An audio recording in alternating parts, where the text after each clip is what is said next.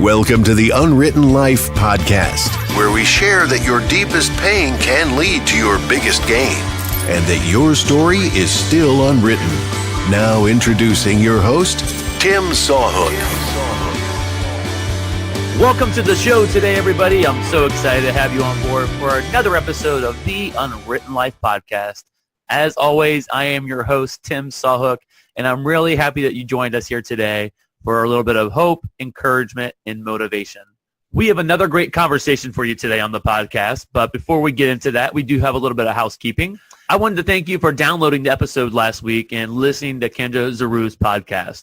She really touched a lot of hearts. I was getting a lot of messages from people that said, the way she told her story, the strength, and the way she conveyed almost a blueprint of how to get through that grief and to deal with it was really powerful. So thanks so much for downloading it. I appreciate it.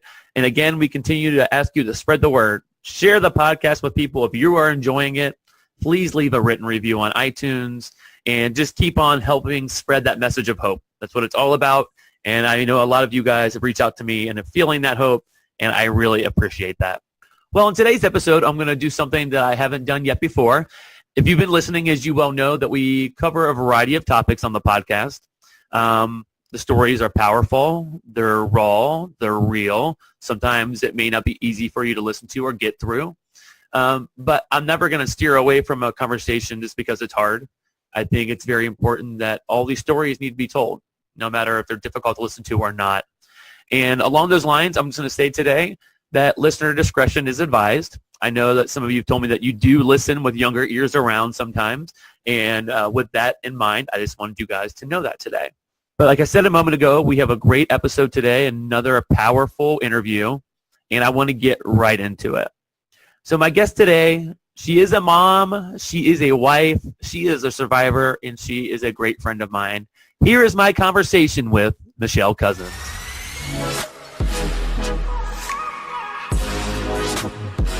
Well, Michelle Cousins, welcome to the show today. How are you doing? I'm good. How are you, Tim? I am doing good. Thank you so much for taking the time today to be on the podcast to share your story. I really appreciate it.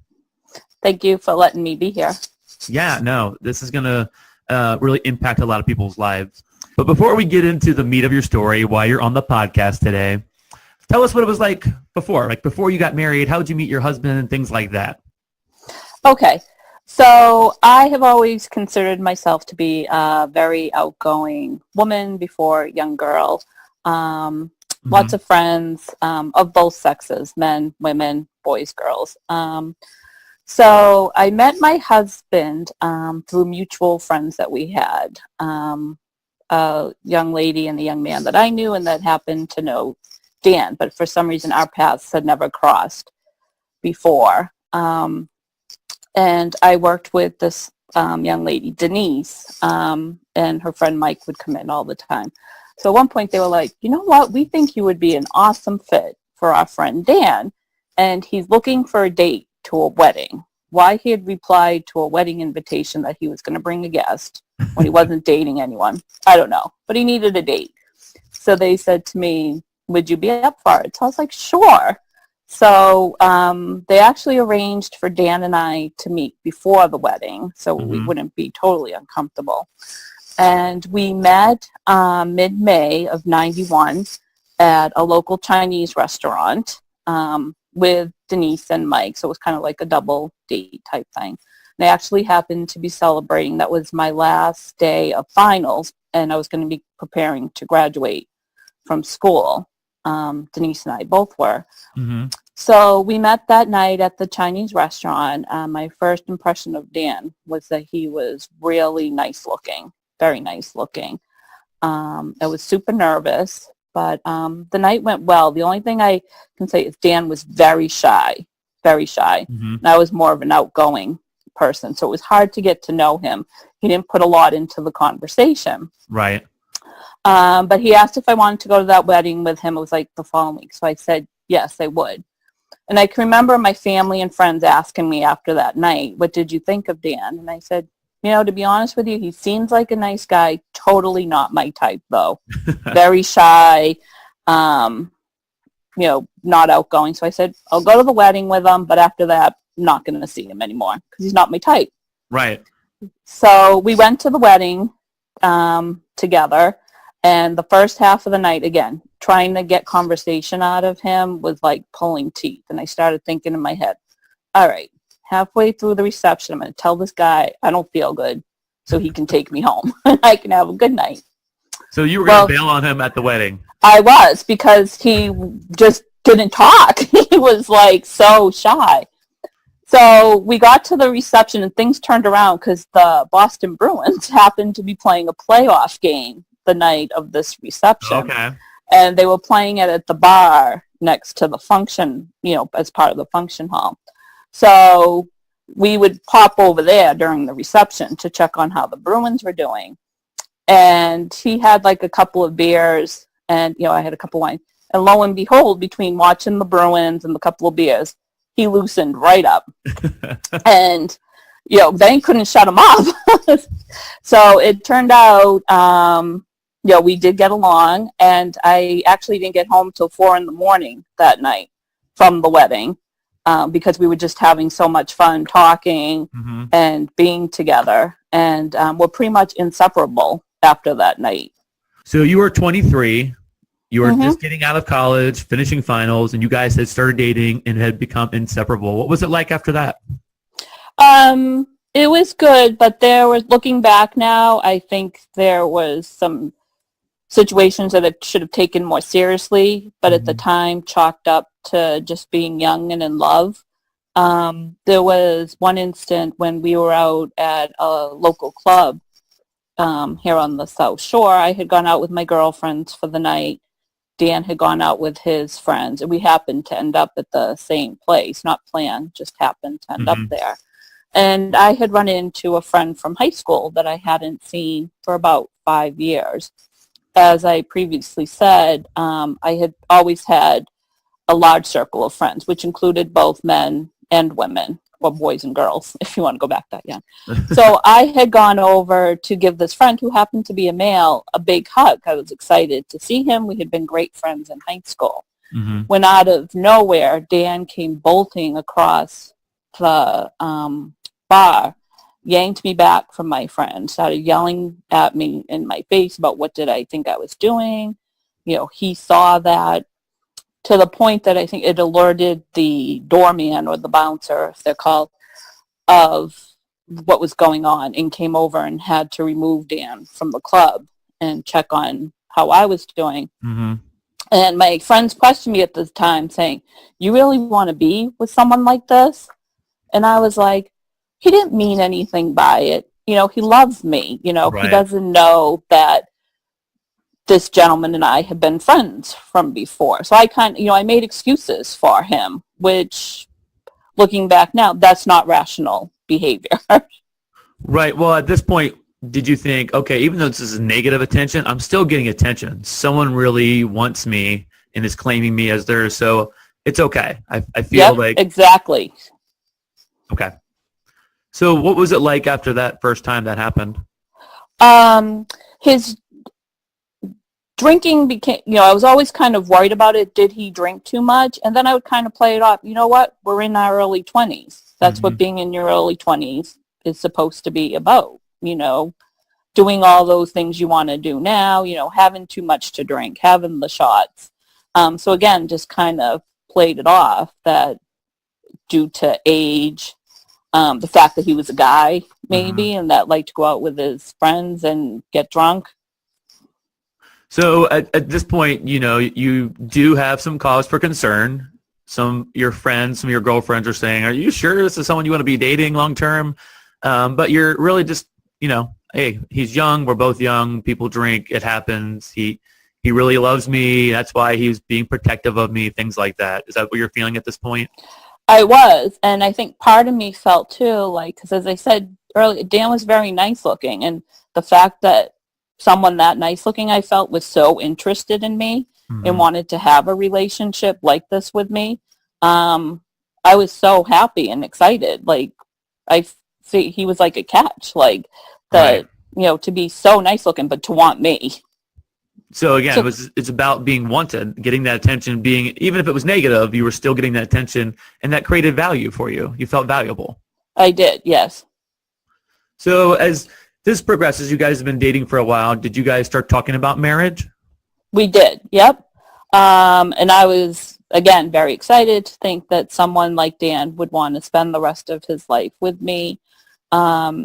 Even though I was just finishing up college, I had had a string of very bad relationships and was kind of thinking, even though I was still young, that marriage wasn't going to be a possibility for me, that I would never be a mom. So the fact that Dan wanted the same things I did, to get married, to have children, I was over the moon, like excited. My life seemed like it was off to a good, I had just finished college. I was working. Dan wanted to get married. Everything was falling into line. Right. That's how people line it up. We get older, we graduate, we find someone we fall in love with, and we want to start a family with them. So of course, and nobody's perfect in any relationship. So everyone's going to bring a little bit of baggage in with them, and we accept that because, when you love somebody, you accept them for who they are, what they have with them at the time. And then you invite them into your life so you guys can start one together. So you're at this point now. So you guys did get married. What was it like after you first got married? Again, some ups and downs, as I would think. I can remember one really bad fight we had probably 2 months into our marriage. We were living in an apartment in Weymouth. And it was a fight over a can opener. And it was a Sunday afternoon, so he had been drinking, which guys are supposed to do, I guess, on Sundays afternoon. But I was having difficulty with the can opener, was getting frustrated, and he was tired of listening to my frustration. So he came in the kitchen, took the can opener out of my hand, and threw it across the room, was yelling at me that I was stupid for not knowing how to use the can opener. So I left the apartment, went to my mom's house for a while, and then went back, kind of chalked it up to one of the newlywed arguments. He apologized afterwards for it. And again, like I said, just chucked it up to one of those things. I had lived at home until I was married. He lived at home till he was married. So figured it was just going to be getting used to our different styles and personalities. Right. So again, at this point, you're very new to being married. You're very new to having these experiences of maybe somebody getting angry over something small. But again, like you said, you guys have both lived with your parents until now, so you're just kind of getting used to each other. Did you find this to be something that you would reason in your head for a long time like that? When little things like this would happen, you would reason them away? Oh, yes, always. And a lot of times I felt like it was my fault for pushing him. I had been difficult as a teenager to my mom, argumentative, and figured that was crossing over into my adult years, and figured that maybe I was just a difficult person to live with. So a lot of times I felt our arguments were my fault. Every time that you guys argued or something happened, was it always with a quick apology afterwards from your husband? Sometimes it might be the next day, but usually an apology would follow. And then everything would just kind of go back to the way it was. Right. We wouldn't talk about it anymore. Okay. And so as you're very early into your marriage and stuff, when did things start to evolve, maybe get a little worse? Did you guys talk about having a family first? What was going on in your life at that point? We moved out of the apartment. We bought a house together, a townhouse. And I got pregnant with our oldest son, Kyle. And at that point, we were like more into our mid or late 20s. So you would think at that point, you're kind of leaving those party days behind. Except there were quite a few times while I was pregnant, Dan would pick up Saturday shifts to work to bring in extra money. He would only supposed to be working till 12. And many nights he didn't come home till 8, 9 o'clock at night. And when he did come home, he would be very intoxicated, to the point that I had a talk that I was worried that if he got pulled over in that condition, he would be arrested. Or what if he hit someone and killed someone? I was pregnant with our child. But he never really listened to what I would have to say. He always had an excuse for it. He was feeling the stress of having our first child together, the extra work. So then I would feel bad because he was, saying he was working extra to provide for us. So I felt like I was putting a stress on him. Right. So after Kyle was born, the drinking continued. Again, I could always find a reason to excuse it because he was still, it really wasn't interfering too much in our life at that point. Most of it was on the weekends. We were home. When I did start to, I guess, get concerned again would be if we would go to a family event on the weekend. Dan would be drinking heavily, which would be okay, but I would want to drive home because I wouldn't want him driving in that condition. Right. Putting myself, Kyle, at risk as well as others on the road. But he would get very angry at the fact that I would suggest that he was not capable of driving and insist on driving. So our drive home from family events would be with me clutching the door jamb, holding on and keeping an eye on him because he would start to nod off while he was driving. So I was always having to wake him up, begging with him, please pull over, let me drive, crying. And it would just anger him more to the point that I just stopped even mentioning it because I could tell it was making him more angry. And the more angry he got, he would just speed up while we were driving, almost to that he was going to show me for questioning him and his abilities. So when you're going through this, and maybe we could speak to listeners right now, you're very early on in your marriage, early on as far as, being in your 20s still. You have a baby now, you have a child, and you're still seeing these things progress. If you could go back to younger Michelle, and that younger Michelle was listening right now, what kind of advice would you give to her at that point to say that there's something wrong, that you need some help? Actually, the same advice I've given to young women that I've seen in this situation, that it's not a sign that someone really loves you when they act jealous like that, that are that possessive over you. That's something to be worried about.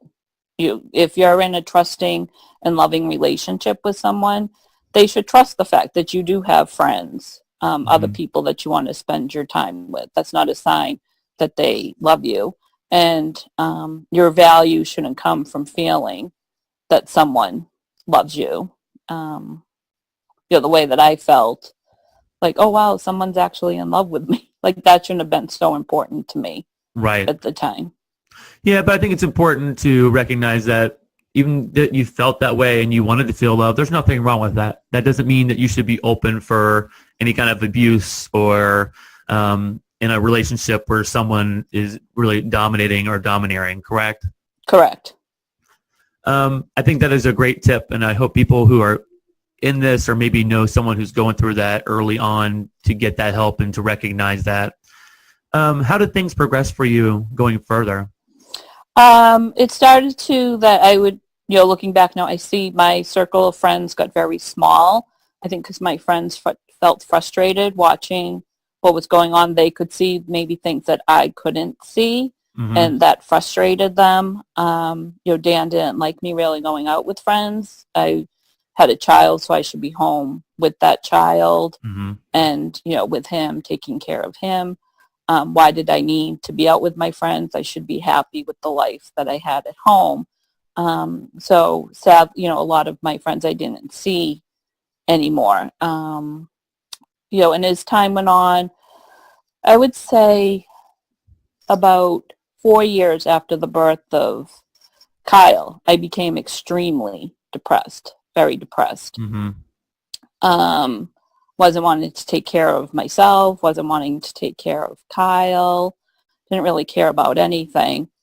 And Dan actually got to the point that he told me he didn't love me anymore. I wasn't lovable anymore the way that I was. So I needed to fix it, or he was going to take Kyle and leave me because, I couldn't be a good mother to Kyle in the state that I was in. So, Michelle, at that point when you're feeling this depression, were you able to recognize then or even now what really made you feel to, like, fall into that depression? Um, Looking back now, I can see the depression had been going on for a couple of years. And Mhm. I actually, when I went to the doctor, it was diagnosed as being, as being undiagnosed postpartum depression Okay. from having Kyle, but also just depression in general, too. Um, not really liking myself Right. at that time. Didn't like the way I looked. Wasn't happy with my life at that time. Looking back now, it almost seems like I lived like that world seems like black and white now, like there was no color Right. in that world.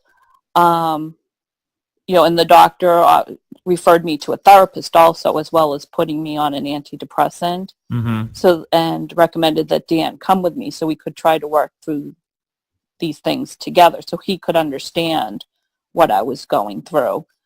But he refused to go with me. He felt it Mm-hmm. was my issue, something I needed to deal with on my own. He just kept saying, you need to get better. You need to get better. Basically, I needed to get better so that he would fall in love with me again and want to stay with us. So did that play even more into your depression? So you're already really in a dark place where you said you're not seeing any color. It's black and white. And the person that's supposed to be your number one support says, you're on your own. This is your problem. You need to fix this if you want me to stay and if you want me to love you again. Right. So that just added to the worry. Mm-hmm. There were nights I would lay awake in bed and envision my future, and I could, in my head I was like, I was lucky to get him to fall in love with me once. Am I going to be lucky enough to have him fall in love with me a second time? Like, I felt it was all on me Mm-hmm. at that point, and to save our family was all on me. He wanted the person back that, he said he fell in love with, which at that time was like a 23-year-old girl. Mm-hmm. Now we're talking, I'm basically a woman in my early 30s. Mm-hmm. I would try to talk to him about the side effects I was feeling from the antidepressants I was put on. He didn't want to hear about it. He said that was my problem. Shared with him things that I was feeling. I felt like a bad mom. I felt like a bad wife. I was feeling like a bad daughter due to regrets I had about how I was as a teen. Just everything came pouring out but he didn't want to hear it. And he actually would turn those confessions, if you would call them, around and would use those against me throughout the rest of our marriage. In what way would he use those against you? Do you have an example of something like that? Would always, if something went wrong, hammer home, because he knew that was my biggest fear, was to not be a good mother, that my kids were the world to me.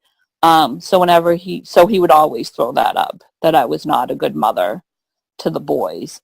He would come up with these people, I don't know who they were, that he said noticed that I wasn't a good mother to the boys, and that he should leave me and take the boys with him. If he was unhappy, it was because of me, because I was so happy. So I'm sorry, so hard to please, Right. as he would put it, that, nothing he did could keep me happy. So it always came back on that it was my fault, anything. His unhappiness. Go ahead, I'm sorry. His unhappiness was my fault. Mm-hmm. So that's a lot of responsibility to carry around. Oh, absolutely. And knowing now that it wasn't your fault, any of those things that he was saying was not your fault. How old were your boys at this time that this was going on? Kyle was about 11 and Ryan was 2. We had a second child, Ryan. Okay. Which he didn't really want Ryan. I kind of talked him into having Ryan. Mm-hmm. He made a deal with me. He would let me have another child if I would let him have a motorcycle. That's quite a bargaining you had going on there. Yeah. But I think that probably plays into your psyche a little bit. If you have another child, he'll want you. He'll want to keep this baby and bring that family closer together. Is that correct? That is correct. And I looked at having a chance to do things better this time, Mm-hmm. whereas, we knew at this point that I had had undiagnosed postpartum depression with Kyle. We would be more on top of it this time with Ryan. So I looked at it as a chance to prove myself that I could be a good mom. Even though looking back now, I know I was a good mom to Mm-hmm. Kyle. People have told me I was a good mom to Kyle. It was Dan that felt I wasn't a good mom to Kyle. Right. Well, let me jump in and talk about this real briefly because I know this is a very big thing. Can you speak to how powerful and bad postpartum depression can be? I think a lot of people hear that and they're like, someone might just have the blues for a while. But I know it can be very severe and it can lead to really bad consequences. Can you speak to that? It can, yes. As I said, it went undiagnosed for me for many years. It's not something that will just even go away. People think sometimes, like you said, it's the baby blues and will Mm-hmm. pass. If undiagnosed, it will just stay there, and it can have consequences. There were times that I did think about hurting myself because that I felt I was such a bad mother to Mm-hmm. Kyle. Personally, for myself, I never had thoughts of wanting to hurt Kyle. There are, moms out there that do have thoughts and will fall through on hurting their baby. In my case, my thoughts focused more on wanting to hurt myself. Mm-hmm. That I had brought Kyle into this world, that I was such a bad mother to him. He didn't deserve this. I felt my mother didn't deserve a daughter who was like this. My husband didn't deserve a wife who was like this. Mm-hmm. And I did actually try to hurt myself by taking pills and ended up in the hospital. What was that experience like? What led you to that point? Of wanting to take the pills. Yes. Just the fact that everybody would be better off without me. I had remember taking out a pad of paper and a pen and writing down all the bad things I felt about myself and what Mm-hmm. good things I brought to people's lives. And I couldn't come up with one thing that I felt was a good thing that I was adding to people's lives at that point. And the fact that when I would try to share it with my husband, who you think is supposed to be your best friend Mm-hmm. and your support and your champion, that he couldn't see anything good in me. He felt there must not have been anything. And that's a scary place to be. If anybody's heard my story, I was there at one point as well. I know what it's like to be in that dark place where you really don't see any hope for yourself and for others around you because it really comes down to value at this point. And a lot of it's not based in reality that I've talked about before. And I think people who have been there now on the other side see that it's based upon because you're really just not healthy in your mind. Mental illness is a real thing. And obviously you were suffering from things going on in your life, but also from postpartum depression. And that's the reason I did want you to speak on that a little bit further, because I know that it can be a really bad thing. It's not just something like you said that will pass. Being undiagnosed, it could lead to severe consequences. Yes, it can. And when I had Ryan, because I had to stop my antidepressants when I was pregnant with Ryan, and they started me right on them in the hospital again after Ryan was born, so that, to kind of have that off. But they do take a couple weeks to build up in your system. Mm-hmm. So I did, when we brought Ryan home, I did have a couple of weeks where I was very sad, but it never built to the point that it did after Kyle. And to this day, I still have to take like antidepressants. Mm-hmm. Were you always waiting after you had your second son thinking, okay, it's going to come back again and I'm going to be in this very dark depression again? Were you just kind of waiting for it to hit? Yes and no, because I knew I had started on the medication so that if it did its job correctly, Mm-hmm. that I should be okay. But again, I was afraid because I wanted to have the quality time with Ryan that I felt I missed with with Kyle because Mm-hmm. of the depression that I had had. So that was always a fear. I have memories of rocking Ryan, like when he was a few days old, before the medication, had built up in my system. I'm just rocking him and crying and not even knowing like why I'm crying and thinking like you said, oh no, it's going to happen again. Mm-hmm. No, I'm sure. I mean, being in that dark place, I'm sure having the fear, knowing especially that it was postpartum depression, thinking that I'm going to go through this again, and how am I going to do this for these kids? And knowing that, and sometimes you can be lucky when you go through depression, you have the support of, like you said, your best friend, your spouse, and I didn't have that. Like, I just felt so alone. Yeah, and I think it's important to let people know is that you're not alone. If you're in that dark place right now and you're feeling you don't have value, you don't have any hope, please take the courage to reach out to somebody. Michelle's been through it. I've been through it. And it's not easy to ask for that help, but there's people who will be there for you.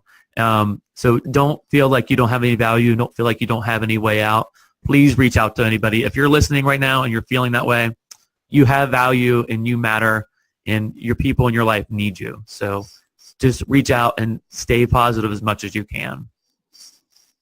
Michelle, I had asked a moment ago, how old were your kids at that point when things were going a little bit further bad in your marriage with Dan and leading to some other abusive situations? How was your oldest feeling at this point? How was that affecting him? The abuse actually was starting to turn towards Kyle at that point.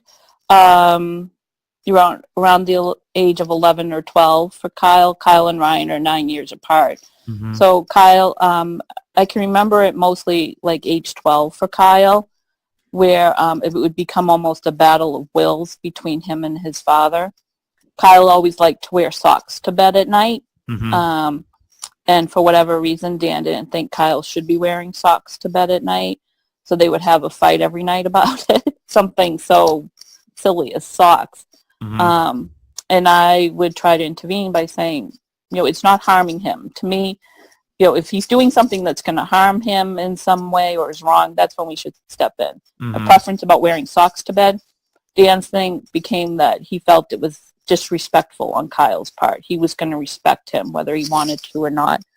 And I can remember one night him wrestling Kyle to the floor, sitting on him, taking the socks off of his feet so that he would listen mm-hmm.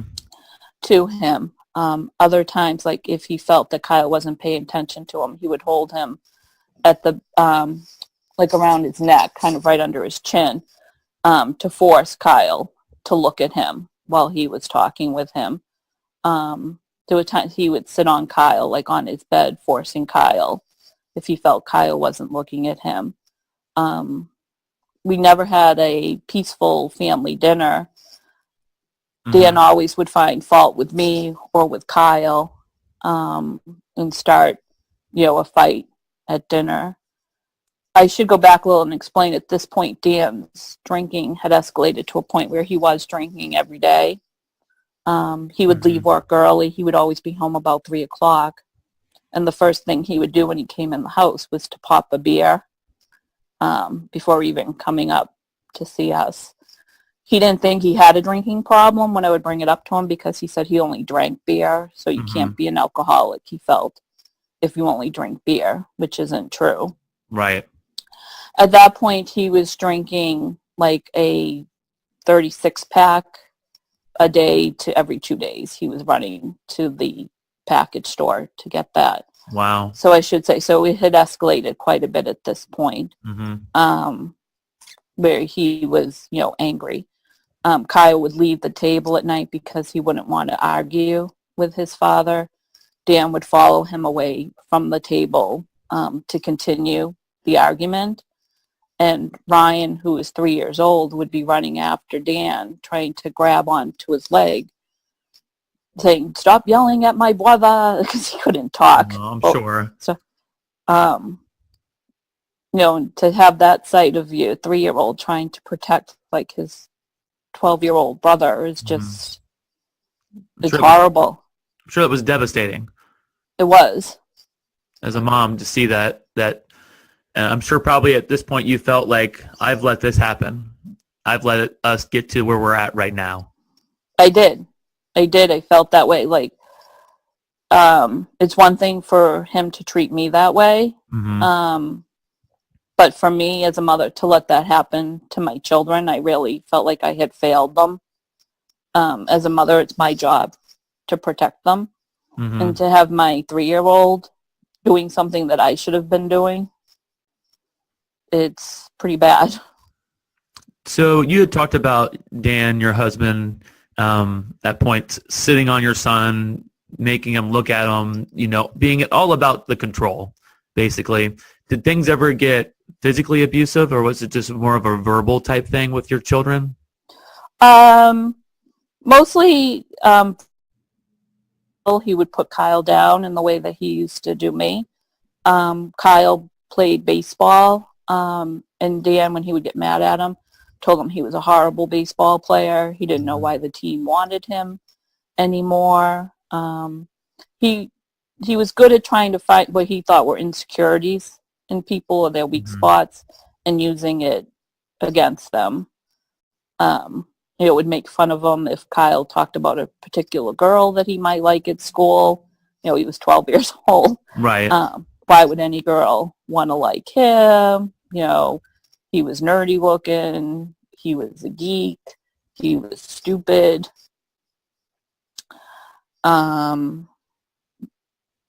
Which again, as a mother, like, I'm horrified that I let him do those things to our children.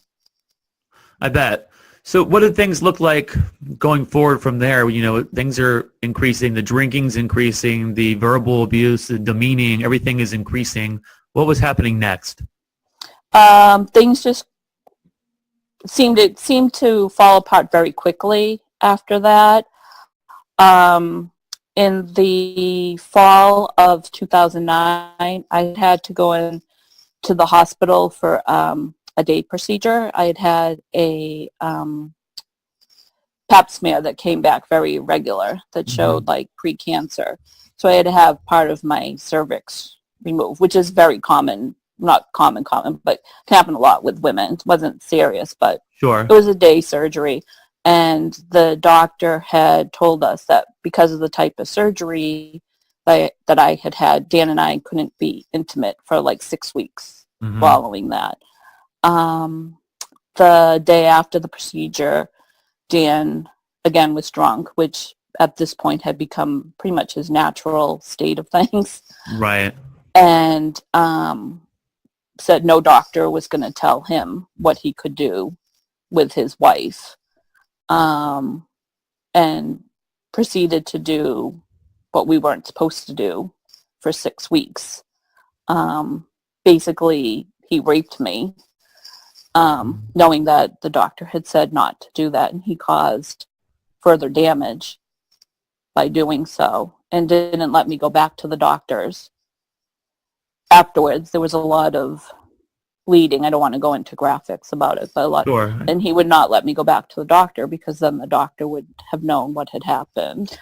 A couple of months after that incident, there was a second incident where we had been in the bedroom fighting, which was becoming normal. And, he took it too far that he wanted to have sex. That's all I can describe it now as. We certainly never made love anymore. Ryan was at the bedroom door trying to get in, again, 3 years old, knocking at the door, wanting to know why I was okay. And Dan pushed me up against the door to block Ryan from coming in. And again, basically raped me with that 3-year-old child trying to get in to the room and crying for his mom. At the time, I didn't know that it could be called rape if you were married. To me, rape was something that happened either between strangers or, we all knew about date rape, but Right. You're married, so how can it be rape? I learned later on in getting help from myself that just because I was married to someone doesn't mean that I lose control over my body or have a say what happens to myself or my body, and that someone taking me in violence like that is not okay. And that was important to know. A lot of people don't know that there is spousal rape out there, and it is an important thing to know that just because you're married, your spouse doesn't have the right to take you or do whatever they want to your body. And I appreciate you saying this. One what you guys don't know is Michelle and I talked briefly before the podcast, and she was maybe kind of worried about bringing this up a little bit. And it is a very sensitive subject, but it's a real subject. And I applaud you, Michelle, for being brave enough to talk about that today on the podcast. I'm sure that's not easy for you to bring up these memories again and to relive them. But I really think that's a powerful thing, that message to women out there, that it just because you're in a relationship doesn't mean it's okay. And Right. You do have a right to protect your own body anytime, and it's not okay at any time, any place, with any person. So I appreciate you being brave enough to share that with us right here. Thank you. So again, like I said, in these few months, things were escalating very quickly. Mm-hmm. My mom would tell me that she could see a difference in me, that I didn't seem the same. I didn't seem happy. This brought us to, it was right around the holidays of 2009. Mm-hmm. We had gotten a puppy in that time period, Snickers. It's a cute name. He had these cute little beagle, who the boys absolutely adored. I thought he was so cute. So, of course, we were house training the puppy. And I can remember the date. It was December 22nd, 2009. The puppy had an accident on the floor, as puppies tend to do. Absolutely. Dan picked up the puppy by the scruff of the neck, was shaking him, and told the boys that when they came home from school the next day, the puppy wouldn't be there, that he was going to be gone. Then I looked at those two boys' faces, just crying that they were losing their dog. So I took them, we put them in the car, and we drove around. We got hot chocolate, looked at the Christmas lights, and stayed out long enough to the point that we know that Daddy had fallen asleep, as the boys would call it, on the couch, which basically meant he passed out every night. And I told them not to worry, that the puppy would still be there. The next day they weren't losing their puppy. So when we got home, I put them to bed. Dan was like asleep or passed out, whatever you want to call it, on the couch. And I can remember the next morning he got up and he apologized, as he usually did the following day. And I remember saying to him, you know, if I had known this is what life with you was going to be like when I met you, I would never have gone to that wedding with you. Never would have dated you, never would have married you, never would have had children with you. I can't do this anymore. And he promised that he was going to change. He was going to start going to AA. Had all the excuses. You know, work was really difficult. He was sorry for bringing it home. Right. He loved us. Things would be different. So I wanted to believe him. You know, at this point, it's like 2 days before Christmas. So I agreed to see if things could be different. And over the next couple of months, basically, things were no different. You know, the verbal abuse continued. If anything, his, I don't know if you want to call it paranoia or jealousy, amped up. If I was on the computer, he'd be looking over my shoulder to see what I was talking on Facebook with my friends about. I had gone out to an event with my friends, a ladies' night out that he showed up at. So I guess nothing was changing. And on February 7th, 2010, I went out to lunch with my mother, and she said to me, Michelle, you need to do something. She's like, I hate seeing you like this. She's like, I don't even recognize you anymore.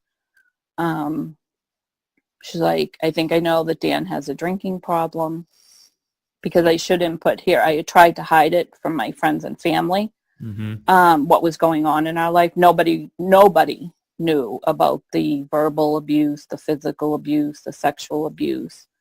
I told no one because I was afraid of what they would think of Dan. I was trying to protect him because I wanted my friends to still like him. I wanted my family to still love him. And so, I kind of did, oh, sorry. No, I wanted to ask you, you talked about you trying to hide this, about all the different kinds of abuses that you were going through with your family, the sexual, the emotional, the verbal. And I'm sure there are other people who are going through this or have been through this.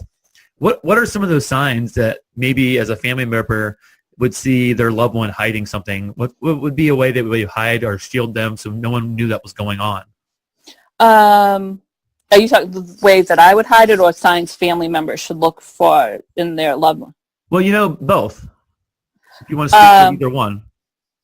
Well, things that my mother says afterwards she realized the things that she saw was that I wasn't calling her as much. My mom and I were always very close, even though I thought I was a horrible daughter. She said I wasn't a horrible daughter. We were very close. We're like best friends, my mom and I. So she noticed my calls to her started being less frequent or very short in nature. I wasn't inviting her over to the house as often. I never had friends over to the house as often. And if we went to events with my family, we would usually just there for a short time and would leave. Things that I did, like for my family not to notice Dan's behavior again, were this kind of the same thing. Limited time my family could be at the house when I knew that he would be drinking. And then basically just telling lies all the time, talking about these wonderful things we did daily, what a good father he was. He got us a puppy. Right. So that, yet nobody in my life, nobody, not my friends, my family, anybody, had any idea what was going on in my marriage. Except that day my mother told me that she had an idea, but she was maybe just at the tip of it, of what was going on. Right. So things have come to a head finally. You're at this lunch with your mom on February 7th, and she's telling you, Michelle, you need help. Right. So she said, Ryan was with us for lunch. She said, I'm taking Ryan to my house. I'm going to grab Kyle off the bus because my mother doesn't live too far from me, and the school bus would go by.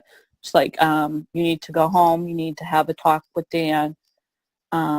She's like, something has to change. She's like, I know you're not happy. She's like, it's killing me to see you like this. And during that lunch, a few things did come out with her. I told her about Dan's drinking, but definitely not the full effect of how much he did drinking. Right. Or was drinking, I'm sorry. And she said she had an idea of that because my stepfather, who at this point, he was gone, but he had been a recovering alcoholic, like 30 years sober. He saw the signs. I think one alcoholic can see it as another. And He always thought Dan maybe had a drinking problem. Again, not to the extent that it truly was. Right. And I did tell her, I said, I'm not happy, Mom. I'm not happy. And she said, you need to do what's going to make you happy. If it's getting out, you need to get out. There's no greater reward at the end of one's life for staying in a bad relationship. So I went home. Dan was already home. He had been drinking. The boys were with my mom. So I said, we need to have a talk. And he's like, about what? And I'm like, about us. So he says, should I be worried? So I say, yes. And before I can go any further into why I'm worried, because in my mind I'm saying you should be worried because I'm thinking the marriage is over, I want out. He goes ballistic and starts accusing me. He thinks that there's someone else in my life. And I tell him that's not it. I'm unhappy with the marriage. I can't remember the last time I've had that I've laughed, that we've laughed together, that I've smiled, that I've wanted you to touch me. That's why you should be worried. So I guess in his mind, it's unconceivable that I would want to leave this marriage from him. There has to be another reason behind it. It can't be him. He's done everything for me. That's what he keeps saying. I've done everything for you. Everything I've done is to make you happy. What is the matter with you? So at that point, he grabs me by the throat and puts me up against the wall and is yelling in my face to the point I've seen him angry. I've never seen him this angry. I could smell the beer on his breath, and he cocks his arm back and he went to hit me, and I braced for myself, waiting to feel the punch in the face, which didn't come. He hit the wall next to my head instead and punched a hole in the wall. And he was storming around the house. I was sobbing, trying to calm him down. So at that point, he says, I'm going to get the boys. I'm taking these boys. You're never going to see them again. So I start to plead with him, please don't do this. Please don't take my boys. I think we can work it out if we can get some help. And he turned and he punched another hole in another wall and then left the house. And I remember calling my mother to warn her that he was on his way over because I was afraid he would hurt my mom, begging her, don't let him in, don't let him take those boys, because I just couldn't lose my boys. I'm sure. So she advised me to call the police, which I did. And they came to the house. The officer was so nice. He sat down with me on the couch and said he couldn't take me, but advised me to go to Hingham Court, which is a few towns over from us, to get a restraining order to protect myself and my boys, which is a word that I never thought, or a phrase I would never have thought would pertain to my life, is a restraining order against my husband. In my work as a social worker, I had sat with young women in court, gone with them to court, because I used to work with low-income families. And sometimes these women had boyfriends or husbands that were abusive to them, and I would sit with them in court, help them get a restraining order, and I couldn't believe this is what my life had come to. But I got in the car, sobbed the whole way to the courthouse, had to go in and tell them what I was there for. They called up the court advocate. There's always a woman's advocate in the courthouse that will help a woman or even a man that needs to file for a restraining order. Will walk you through the process. She stands with you, or he stands with you in the courtroom as you present it to the judge. I can remember filling out that paper for the restraining order, just sobbing, my hand shaking as I had to write down all these details of what had got us to this point, and then to stand in front of the judge, all these other strangers in the courtroom who are there for their matters, and have to explain why I'm there right now. So the judge did grant, it's like an emergency restraining order that's good for 2 weeks, where Dan was not allowed to be in contact in any way with me or the boys, or to come to the house anywhere near my work or their schools. And that would be served to him by the police. At this point, when this is going on, I want to have 2 questions for you right here.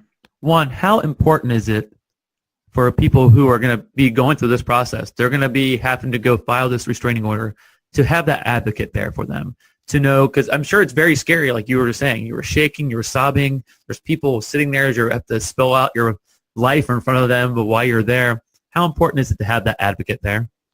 I feel it's very important, because she can tell you, because basically that report you have to fill out is kind of a blank piece of paper. You put your name, your husband's name, or, the other party's name, I should say. And then basically you have to write out what you're looking for. So she helps you, basically you just want to hit the highlights of why you're in fear for your life. Basically that's what a restraining order is. You fear for your life, your safety, or that of others. So she helped me with the wording of it, and not to make it like pages and pages long, because they didn't need to know all that. They needed to know what happened right then that led me to be afraid of Dan at that point, why I was worried about my safety and the safety of my boys. She sat with me in that courtroom holding my hand while I waited for my turn to go up in front of the judge. She kept her arm around me while I talked to the judge, kind of guided me in my answers to the judge, because he would ask a question, and basically he just wants a short answer back, like why he should grant this restraining order.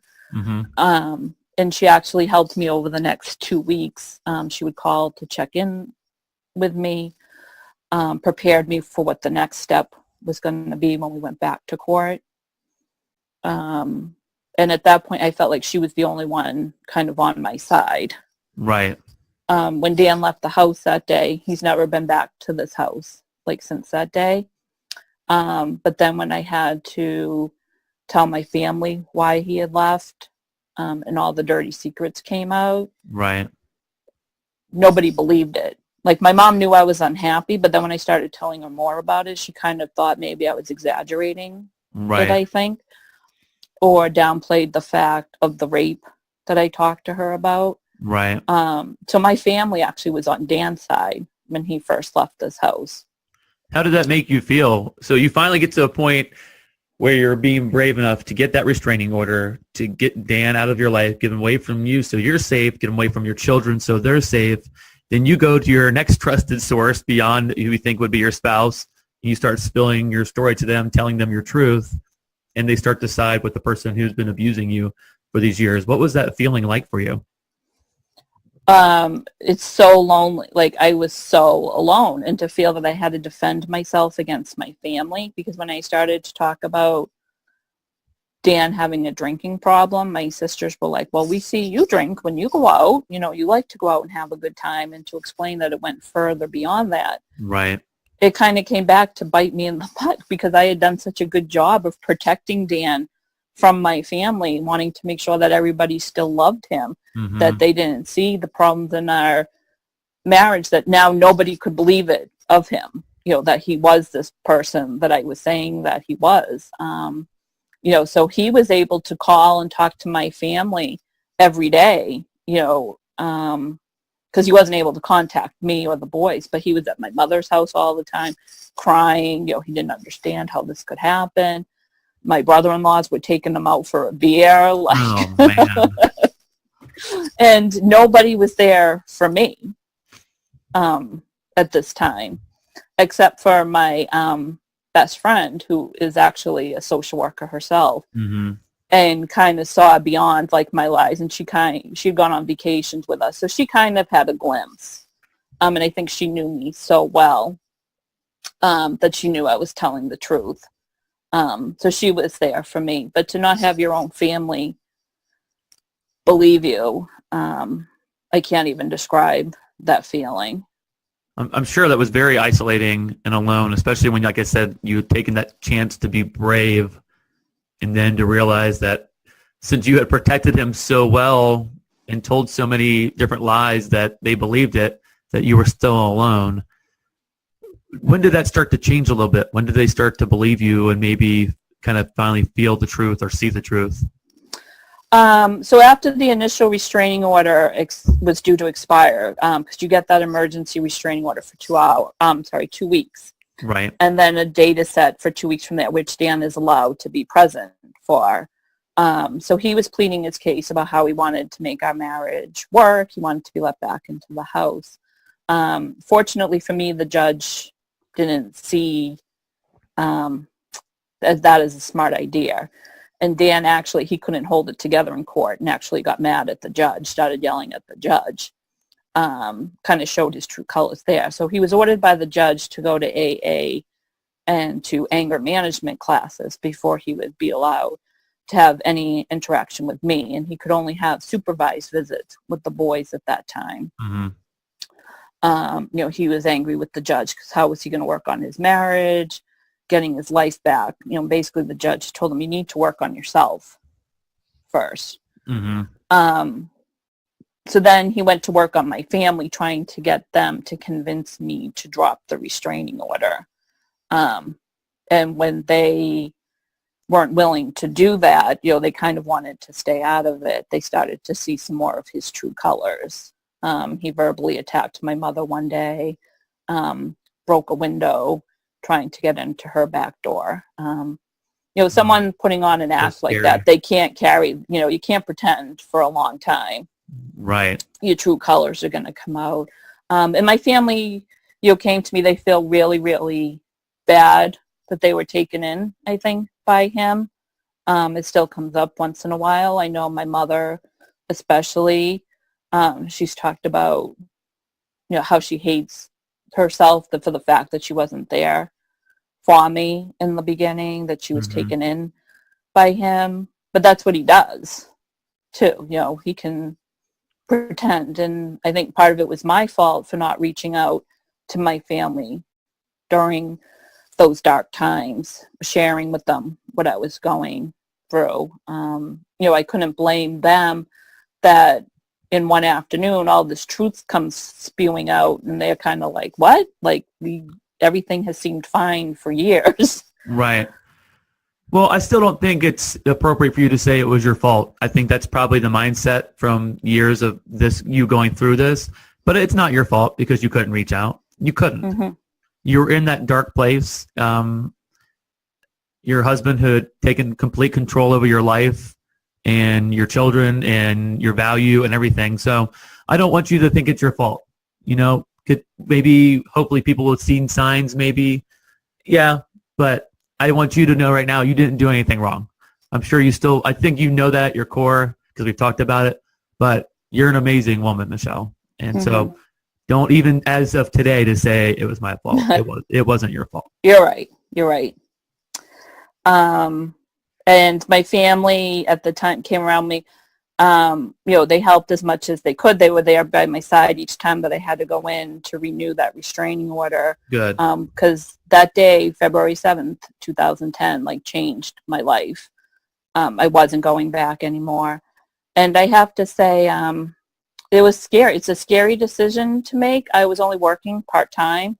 Mm-hmm. After we had Ryan, I only wanted to work part-time. Dan only wanted me to work part-time. So I was bringing in maybe $200 a week. He was supporting pretty much our family. So, and I think he kind of held that over me, that the fact that I only had $200 a week. So if he left, mm-hmm. How was the mortgage going to get paid? How was I going to put food on the table for my kids? How was I going to clothe my kids? But you know what? That's a common fear that women or men could be in a relationship where it's very violent and they want to leave, but they're scared because of the finances, and that's one of the bigger reasons people don't leave. That is, I would have to say one of the biggest reasons, and it was going through my mind for those couple months before then, before I made the decision that day. Because after that event right before Christmas, I was like, how can I stay? And I would play it over in my mind. How do I stretch $800 a month, that I was bringing in mm-hmm. To take care of my family? Who's going to help with the childcare if I had to get a full-time job to support my family? Who was even going to fix the little things around the house that needed to be fixed? I had never lived on my own. As I said before, I went from living at my mother's into my marriage. So I had never lived on my own, been mm-hmm. in charge of a household. And I found there were resources to help me, resources that I never thought I'd find myself in the position to have to use. Mm-hmm. And I had to take some steps that to me made me feel I had hit rock bottom, but that I had to do to take care of my kids. Right. I had to go on food stamps in order to put food on the table for my kids. Sure. I had to apply for fuel assistance to keep our house warm. Sorry.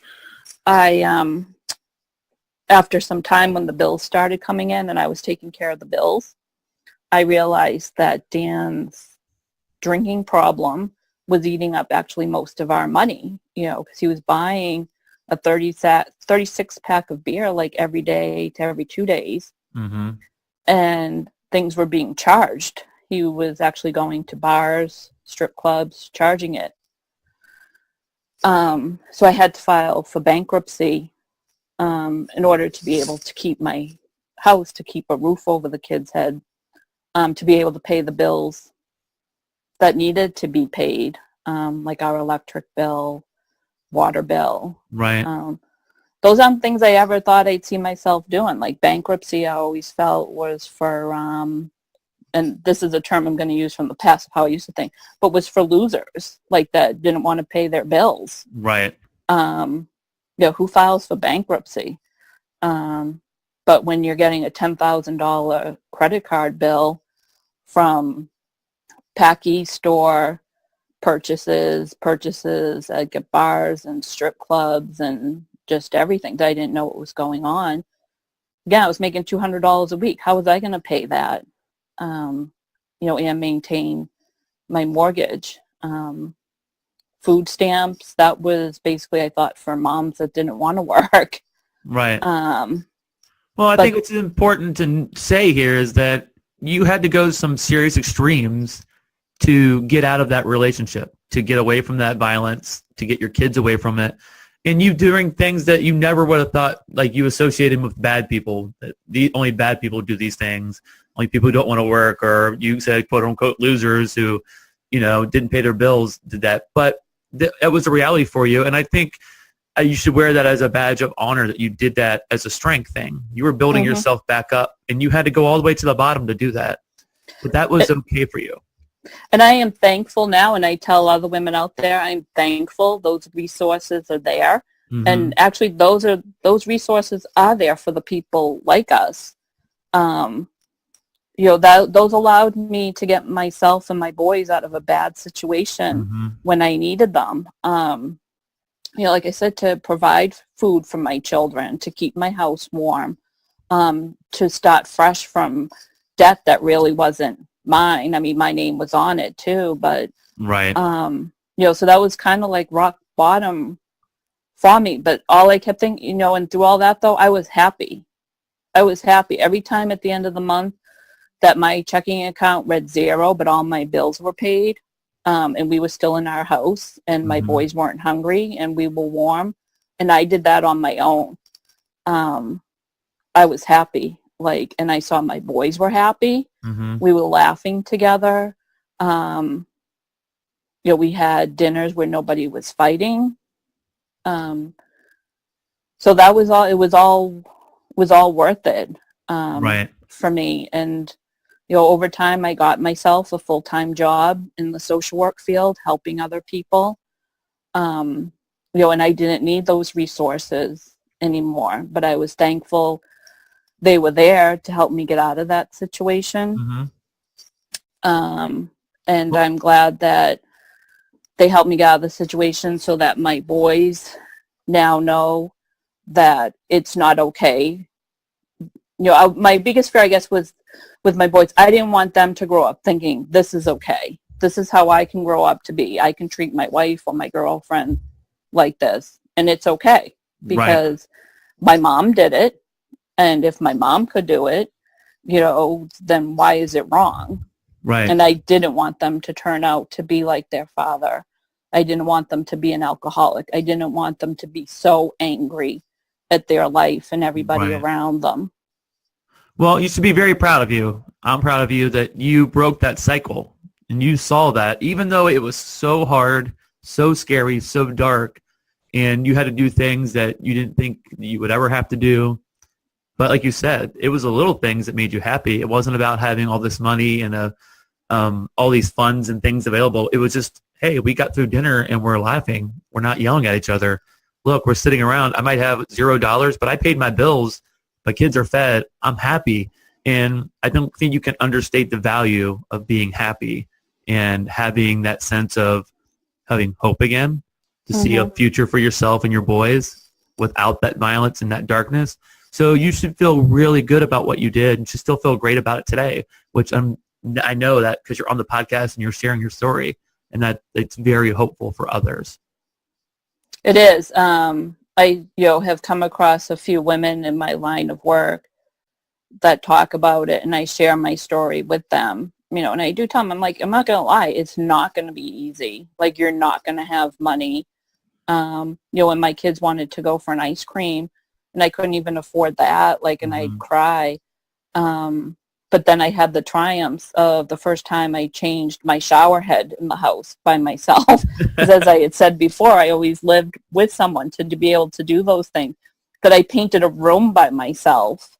That made me so happy. And I can see that my boys are proud. They were proud of me for those little things that I did too. And I think the most thing I'm proud of right now is the men that they're turning out to be, because I did have that fear that he stayed in their life for so long that, not so much Ryan, but Kyle, he was a young man. How was he going to be? And I have to say, he has grown up to be such a respectful young man. He's in the National Guard. He's military police in the National Guard, going to school for criminal justice.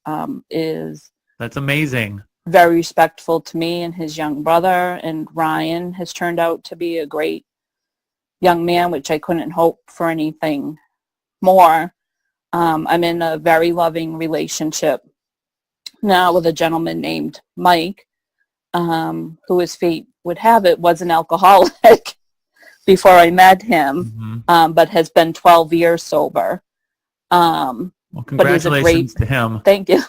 And he's a great partner to me. He's a great role model for my boys. And he helps me because, unfortunately, we have children together, so Dan and I still have to have contact.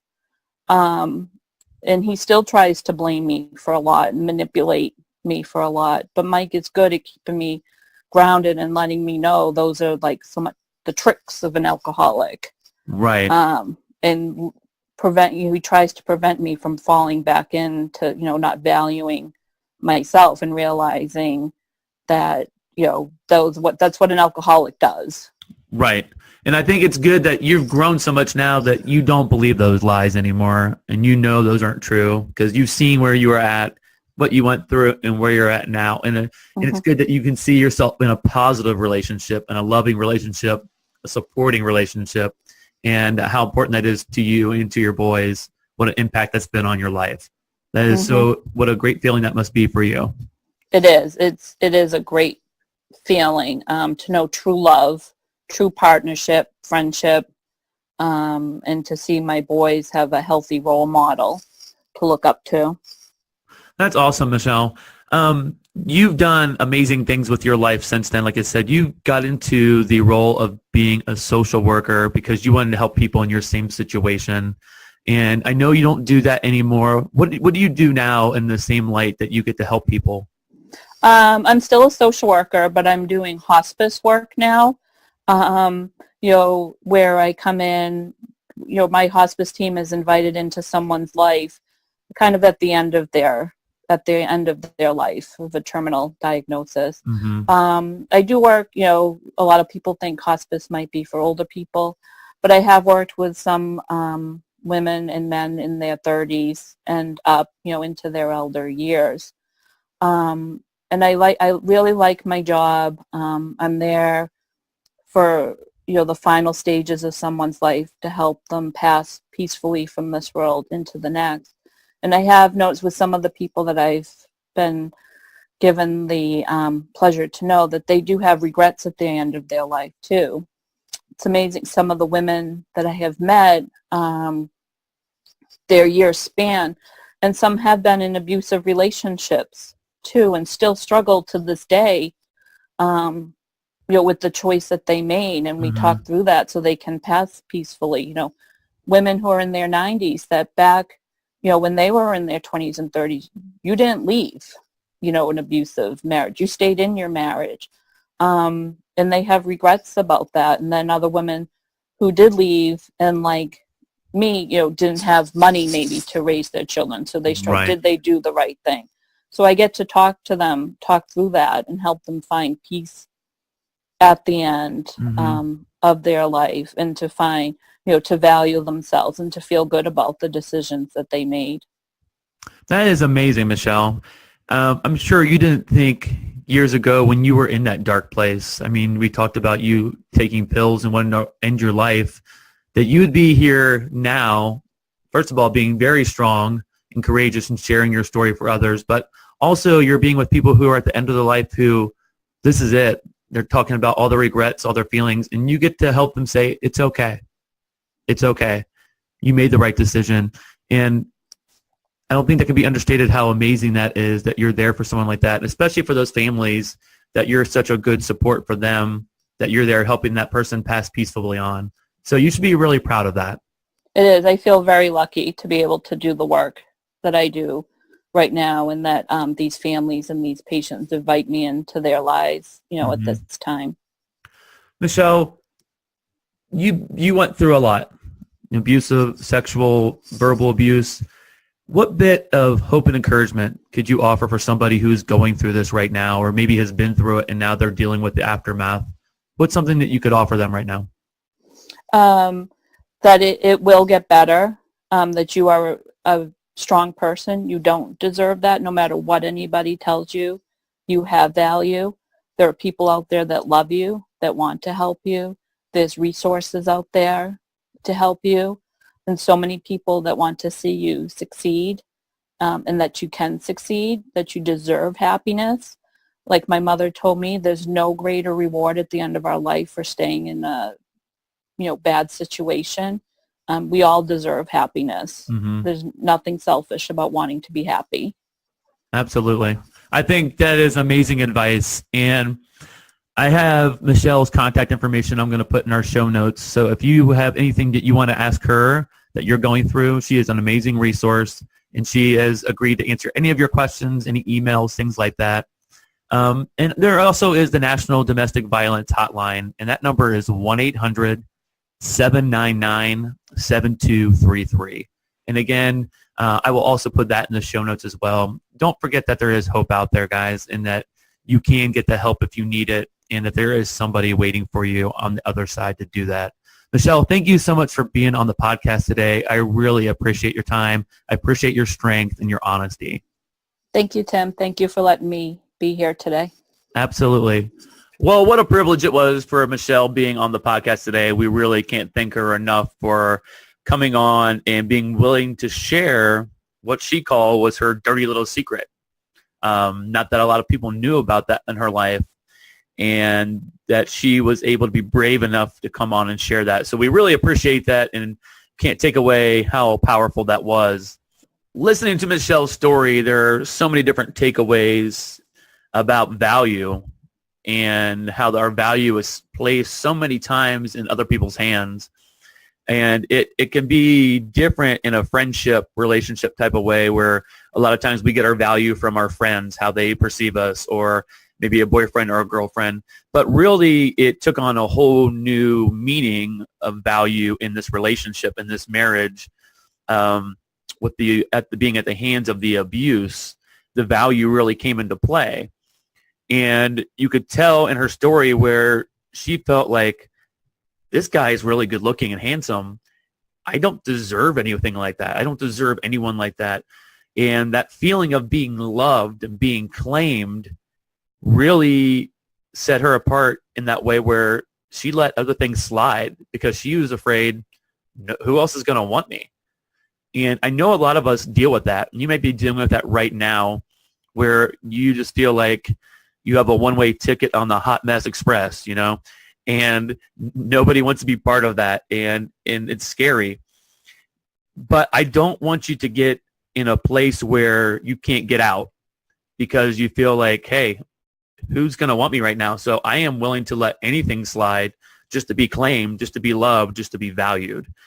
And so if we can take any kind of small part of the story, just to thinking about in daily life, how we get our own value. And you may not be in an abusive relationship or something like that, but you may be in a relationship or a friendship or something like that where the value is really being placed on how you look, how many likes you get on a post, things like that. And I want you to take a look at it and step back and say, okay, I do have value. I do matter for more than this, for more than my looks, for more than what I have to offer or to give to somebody. It's about how much I value myself, how much I love myself. And I want you to know that you do have that today, and to not let go of that. In her story, she brought up different kinds of abuse that she was at the hands of. And, sometimes at the end of these shows, I do like to look up statistics about the topic that we talked about today. And this one really stuck out for me here. It says the number of American troops killed in Afghanistan and Iraq between 2001 and 2012 was 6,488. Such great losses for people who are serving our country.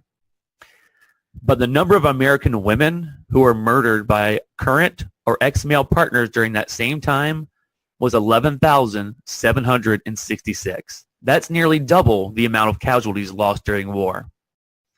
I mean, if that doesn't hit home or hit you right where you're at and make you think, oh my gosh, domestic violence we know is a big problem. But to see that number, there were double the casualties from women who were murdered by an ex-male partner during that same time frame than we lost in that entire war is crazy.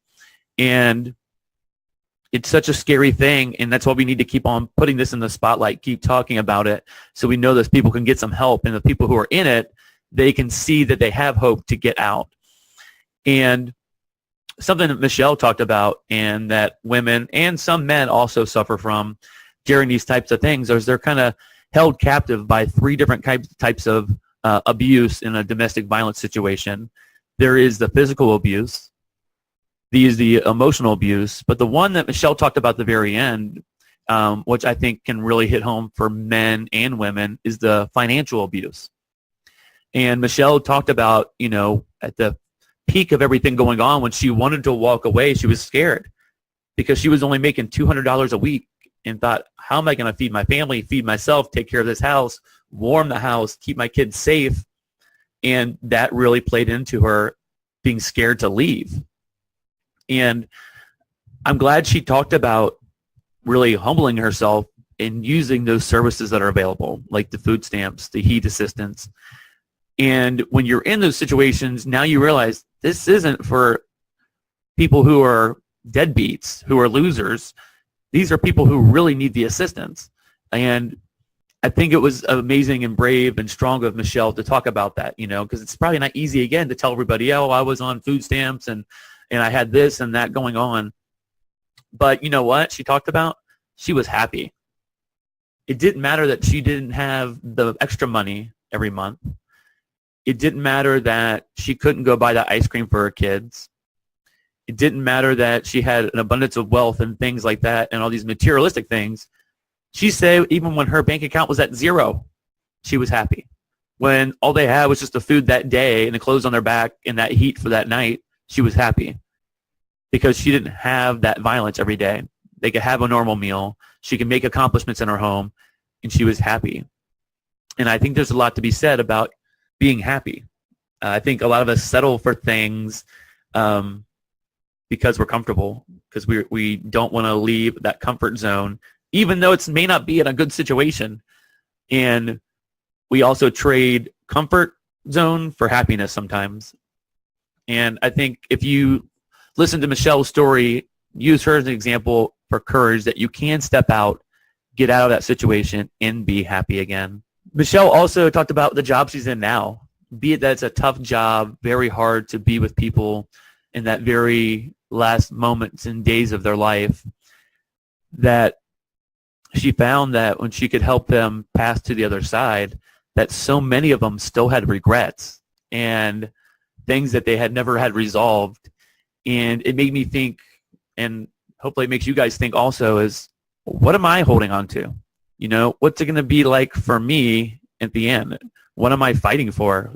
What regrets am I going to have at the end? To take a look inside and think, what am I going through? What have I held back? Who have I not said I love you to in a long time? What grudge am I holding on to? And these things that maybe happened 20, 30, 40 years ago, you're still holding on to all of that. And I want you to take a second and let go of it. Because really at the very end, what are we fighting for?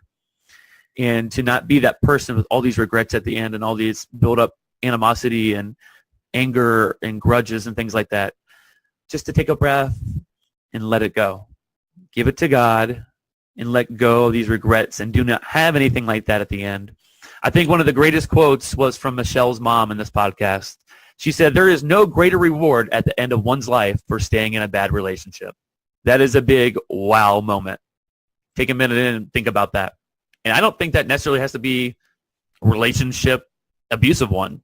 Think about it as a bad work relationship or a bad friend relationship or a bad money relationship, a bad health relationship. That just keeps going on and on and on.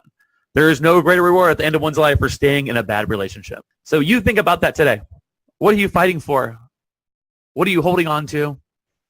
Can you let it go? I'm not going to sing Let It Go, even though that would probably make our ratings go really high. But I really encourage you to think about the podcast, the things Michelle shared, and just that final thing. There's no reward for staying in a bad relationship. Let it all go. Give it to God and move over and get closer to that hope and encouragement for yourself. Guys, I can't tell you how much I love doing this podcast and hearing that people are getting that message of hope. And I want to connect with you guys still. So we can do that. You can go to my website at unwrittenlifepodcast.com. There's a contact form there where you can fill out, and my email's all there. The conversation is going on all week on our Facebook group, which is the Unwritten Life Podcast.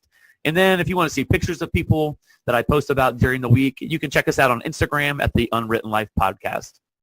All these places are going to be great to catch up on the show notes and different things going on with the podcast. Maybe some new giveaways coming your way. Maybe definitely some giveaways coming your way. Definitely some giveaways. So keep that in mind. And again, I really appreciate you guys for tuning in. So listen, we've come to the end of yet another episode, but this is not the end of your story, the end of your journey at all. Remember, you matter, you can make a difference, and your story is still unwritten.